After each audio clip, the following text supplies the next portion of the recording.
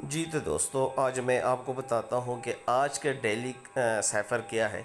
देखिए, ये मैंने जो है किया हुआ है तो मुझे रिसीव हुआ है। ठीक है, 1 मिलियन डेली साइफ़र है जो आज 22 जून का है और सबसे पहले मुझे पता चला है और मैंने कर दिया है। और ये सिंपल सा मेरा चैनल है, आपको इंशाल्लाह यहाँ पर आराम से सुकून से अपनी लैंग्वेज में चीज़ें मिलेगी। ठीक है, अब साइफ़र जो है सिफर जो है वो मैं आपको बता देता हूँ कि वो क्या है। वो आज का है फॉर्म FARM।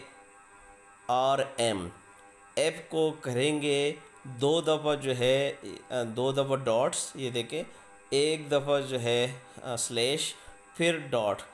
ए के लिए एक दफ़ा डॉट, फिर स्लैश। और आर के लिए डॉट, स्लैश और डॉट। ठीक है, और एम के लिए दो दफ़ा स्लैश।